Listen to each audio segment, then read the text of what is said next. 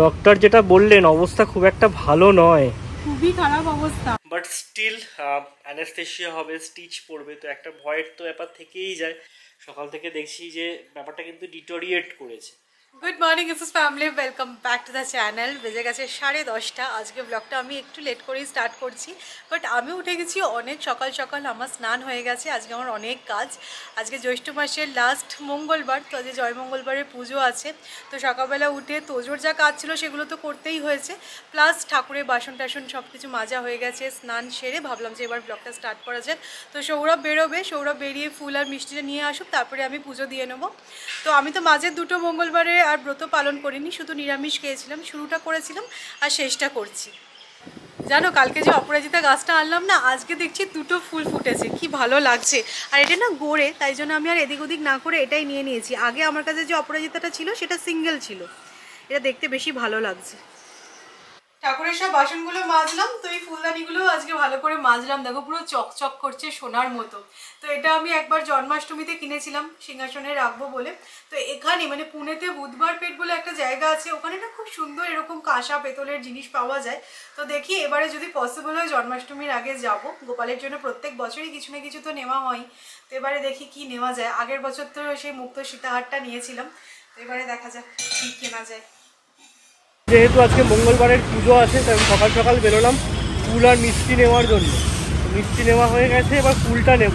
তার আগে গেছিলাম পেট্রোল পাম্পে। আমার স্কুটারের পেট্রোলের অবস্থা একদমই খারাপ, কিন্তু পেট্রোল পাম্পটা দেখলাম আমার বন্ধ। দেখি পরে বেরিয়ে ভরে নেবো, এখন তারা আছে তো আর এদিক ওদিক করলাম না। অবস্থা দেখো পুরো রিজার্ভে চলছে।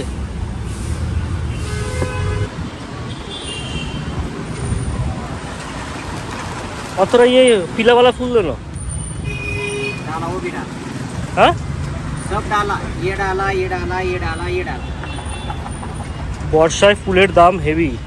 একটা জিনিস ভালো, এখানে ফুলের জন্য না প্লাস্টিক দেয় না, এরকম কাগজে মুড়িয়ে দেয়। তো ফুল নেওয়া হয়ে গেল, মিষ্টি নেওয়া হয়ে গেছে, এবার বাড়ি।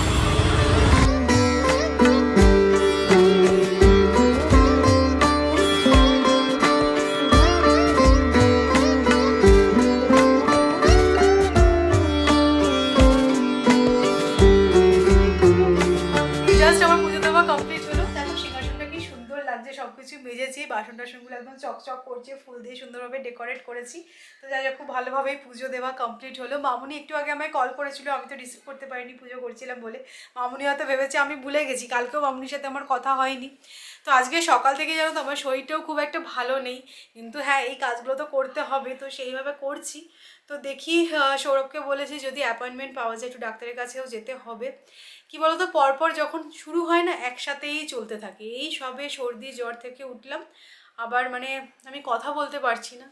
তো যাই হোক, চলো একটুখানি খাওয়া দাওয়া করা যাক। ফলার তো খেতেই হবে, তো ফলার খাই, তারপরে দেখি যদি অ্যাপয়েন্টমেন্ট পাই তো ডাক্তারের কাছেও যাব। জয় মঙ্গলবারে এটা হচ্ছে কি আমার ফেভারিট ব্রেকফাস্ট, ফলার। যদিও সৌমি যে খুব একটা পছন্দ করে সেরকমটা নয়। হ্যাঁ, ভীষণ কিরকিরে মিষ্টি, কিন্তু এটা তো নিয়ম, খেতেই হবে। তো এর মধ্যে তোজোর সব কিছু ফেভারিট আছে, ব্যানানা, ম্যাঙ্গো সব খেয়ে নিচ্ছি কিন্তু আমরা।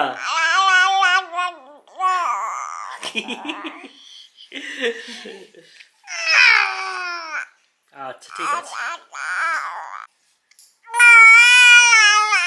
প্রচন্ড বকবক শুরু করেছে। হ্যাঁ বাবা, এখন আবার রওনা করতে শিখেছে, দেখাবো একদিন তোমাদের অন ক্যামেরা। কি বলছিস? বাবা বাবা বাবা বাবা বাবা বাবা বলছিস? তোমরা কতটা বুঝতে পারছো জানি না, বাট সৌমির কথা বলতে ভীষণ প্রবলেম হচ্ছে। মানে এই প্রবলেমটা কালকে রাত্রে থেকেই শুরু হয়েছে। মাড়িটা না পুরো ফুলে গেছে, যে কোনো ইনফেকশনের কারণেই হোক বা অন্য কিছুতে ইনফ্লামেশন হয়েছে। তো কালকে রাত্রে তো আর ডেন্টিস্ট পাইনি। আমি থার্মোকাইন্ড এফ বলে একটা টুথপেস্ট এনে দিয়েছিলাম, বললাম এটা দিয়ে ব্রাশ করো, খানিকটা কমবে হয়তো। আর একটা পেন কিলারও খেয়েছিল। তো কালকে রাত্রেবেলা ব্যথাটা কমে গেছিলো, বাট আজকে সকালবেলা উঠে বলছে না প্রচণ্ড ব্যথা করছে সৌরভ, পারছি না। তো আমাদের বাড়ির সামনে একজন ডেন্টিস্ট আছে, মানে গুগলে রিভিউ দেখে দেখলাম যে ভালো, তো ওনার কাছেই যাবো। অ্যাপয়েন্টমেন্ট নিলাম, ফোন করেছিলাম, বলে 12:30টার সময় আসতে। তো মোটামুটি বাড়ির কাজও সব কিছু হয়ে গেছে। তো আমি আর সৌমি এখন বেরোবো। ডক্টর কি বলে দেখা যাক, যা বলে সেটা করতে হবে, টেনশন করে তো লাভ নেই, কি বলে সেটাই ব্যাপার। ডক্টরের কাছে যাওয়ার আগে না আমি তোজোর খাবারটা বানিয়ে রেখে যাচ্ছি, কারণ বুঝতে তো পারছি না কতটা কি সময় লাগবে। তো সৌরভ তো বললো 12:30টায় অ্যাপয়েন্টমেন্ট পেয়েছে, তো এটা বানানো থাকলে না ফিরে এসে তোজোকে খাইয়ে দিতে পারবো। মাসিকেও কল করলাম, মাসি তো 12:30 পৌনে 1 নাগাদ আসে। তো মাসি চলে এসেছে, বললাম যে আমাকে ডক্টরের কাছে যেতে হবে, তুমি তাড়াতাড়ি এসো। তো মাসিও এসে বাসন ধোয়া শুরু করে দিয়েছে। তো কালকে রাত্রির থেকেই সমস্যাটা শুরু হয়েছে। আমার না প্রেগনেন্সির সময় থেকেই দাঁতে একটা সমস্যা হচ্ছিল, মানে মাড়ি থেকে একটুখানি ব্লিডিং হতো, ঠিক আছে যাচ্ছি যাবো এরকমই হয়ে গেছিলো। মানে দাঁত থাকতে দাঁতের মর্ম তো আমরা দিই না, কিন্তু সবসময় ডেন্টিস্টের কাছে মানে অ্যাটলিস্ট ইয়ারে 1-2 বার ভিজিট করা উচিত। কিন্তু আজকে আমার সাংঘাতিক অবস্থা হয়ে গেছে, মানে মাড়িটা না পুরো ফুলে গেছে, বুঝতে পারছি লাল হয়ে গেছে। আর তার মধ্যেই ফলার খেলাম, মিষ্টি জিনিস তো আরও শিরশির করছে। তো দেখা যাক, স্কেলিং তো করতে হবেই, আমি তো স্কেলিং করতামও। তারপরে প্রেগনেন্সির জন্য মানে 1 বছর কিছুই আর করা হয়নি। দেখা যাক কী বলে, কি প্রেসক্রাইব করে, বুঝতে পারছি না কি হয়ে গেছে। তোজোর খিচুড়ি রেডি হয়ে গেছে, আর আজকে যেন আমারও কোনো রান্না করা নেই। আমি তো জানি আজকে ডালিয়ার খিচুড়ি বানাবো। তো যাই হোক, সবজিগুলো সব কেটে রেখে গেলাম, এখানে টমেটো কেটে রেখেছি, দেখি কখন ফিরতে পারি, তারপরে রান্না তো করতেই হবে। নিজেদের শরীর খারাপ হলে একটাই সমস্যা, আমরা যেহেতু এখানে একা থাকি, তোজোকে সব জায়গায় নিয়ে যেতে হয়, কার কাছে রেখে যাবো। হ্যাঁ, এখন নিজেদের ভালো থাকাটাও খুব ইম্পর্টেন্ট, কিন্তু বুঝতে পারছি না, এই সর্দি জ্বর দাঁতে ব্যথা একটার পর একটা। তার আগে পেটের প্রবলেম হলো তোমার। হ্যাঁ, ওর তো খুব মজা, ও তো আর জানে না কি জন্য বেরিয়েছে, ও বেরু করতে যাচ্ছে। বেড়াতে যেতে ভালোই বাসে। আজকে যা, জুতো পরাতে ভুলে গেছি তোজো। ঠিক আছে, অনেক হাঁটবে তো, একটু কষ্ট হবে, ঠিক আছে, কোনো প্রবলেম নেই।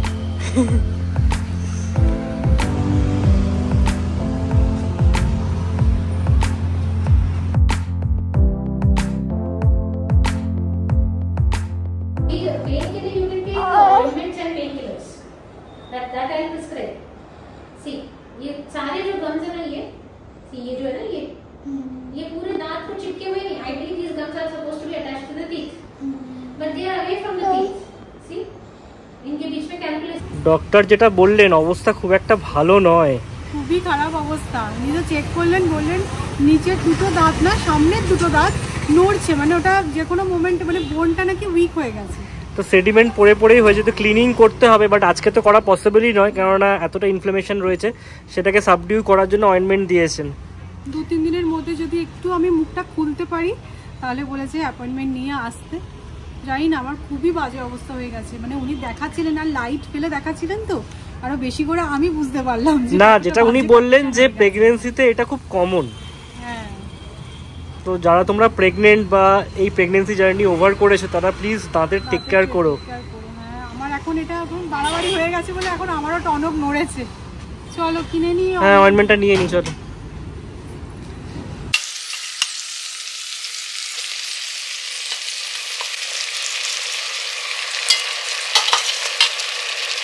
শুধু আমার জন্য বানালে আমি তো ডালিয়ার ভাতে ভাত খেয়ে নিতাম, কিন্তু কি বলতো, শুধু আমার জন্য বানালে আমি ডালিয়ার ভাতে ভাত খেয়ে নিতাম, কিন্তু সৌরভের জন্য একরকম, আবার আমার জন্য ডালিয়ার ভাতে ভাত, তার থেকে মনে হলো দুজনের জন্য ডালিয়ার খিচুড়ি বানিয়ে নিই।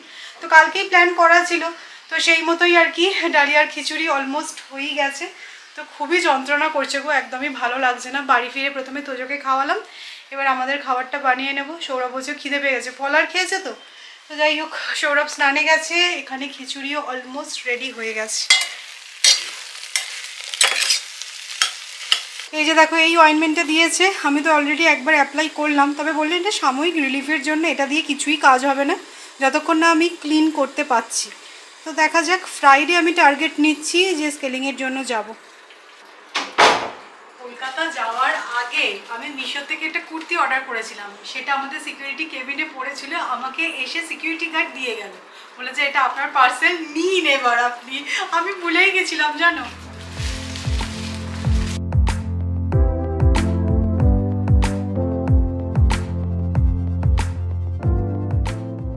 কুর্তিটা দেখতে কিন্তু ভীষণ সুন্দর, দেখো ব্ল্যাকের ওপর এরকম আজরাক প্রিন্টে, আর ফ্রন্ট পোর্শনে দেখো এরকম টাসেল লাগানো আছে, কড়ি ফিক্স করা আছে। আমার মনে হচ্ছে এই রাস্ট কালারের লেগিংস দিয়ে পেয়ার আপ করলে বেশি ভালো লাগবে। তো কলকাতা যাওয়ার আগে না আমি এরকম কয়েকটা কটন কুর্তি নিয়েছিলাম, ভেবেছিলাম ওখানে গরম, এই কটন কুর্তিগুলো পরলে একটুখানি কমফোর্টেবল লাগে।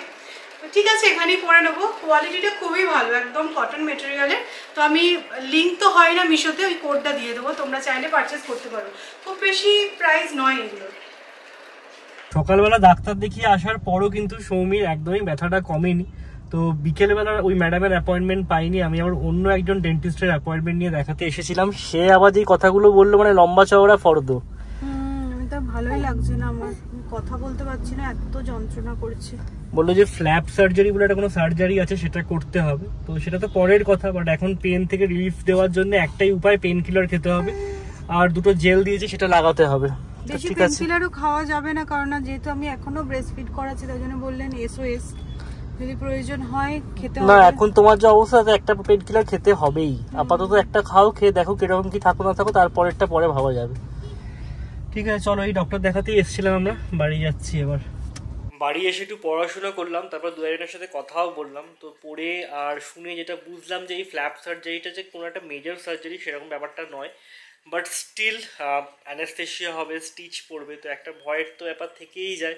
আর তোজো যেহেতু ছোট, আর আমাকে আর সৌমিকে পুরোটাই একা হ্যান্ডেল করতে হয় সব কিছু, তো অবশ্যই পা ফেলার আগে দুবার ভেবে নেব, আর সেকেন্ড ওপিনিয়ন তো নেবই। তো কাল পরশু দেখি কোনো ডক্টরের অ্যাপয়েন্টমেন্ট পাই, আর একজন ডক্টর, তার থেকে একটা অ্যাপয়েন্টমেন্ট নিয়ে একবার রিভেরিফাই করিয়ে নেবো যে হ্যাঁ ফ্ল্যাপ সার্জারিটাই একমাত্র রেমেডি কি না সৌমির যেটা হয়েছে সেটার থেকে রিলিফ পাওয়ার জন্য।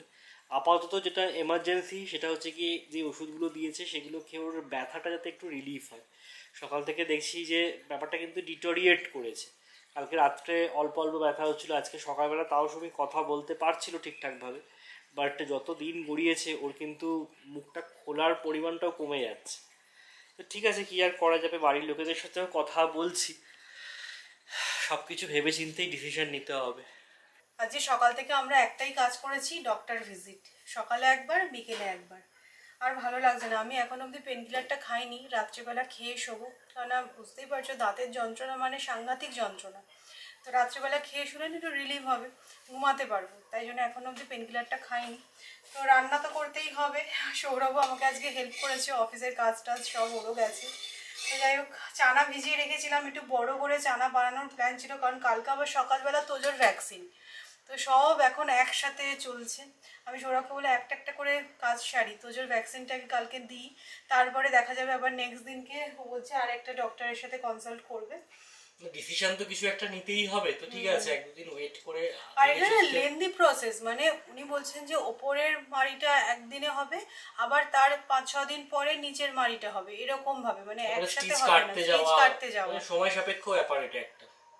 হ্যাঁ, সকালবেলা একরকম সিনারিও ছিল, বিকেলবেলা আবার অন্যরকম। কারণ আমিও না বুঝতে পারছি, মানে ডিটোরেট করছে, স্কেলিং করলে যে প্রবলেমটা সলভ হবে সেটা কিন্তু নয়, আমারও যেটা মনে হচ্ছে। তো দেখা যাক, আরেকটা ডক্টর তো দেখাবো, তখন কি বলেন দেখে তারপরে ডিসিশন নেওয়া হবে। তো চলো, আজকে তো আর রুটি খেতে পারবো না, লুচি বানাচ্ছি। সৌরভ আজকে অনেক হেল্প করে দিয়েছে আমাকে, আমি তো দেখো বানিয়েছি কিন্তু খুব একটা ভালো হয়নি, একবারে গলিয়ে ফেলেছি।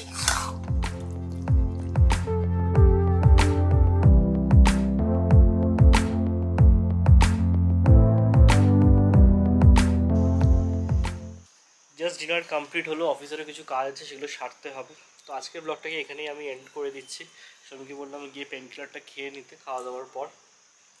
তো কালকে আবার দেখা হচ্ছে একটা ব্লগে, ততক্ষণের জন্য টাটা, আর প্রে করো যেন শ্রমিক খুব তাড়াতাড়ি রিকভার করে যায়। Good night.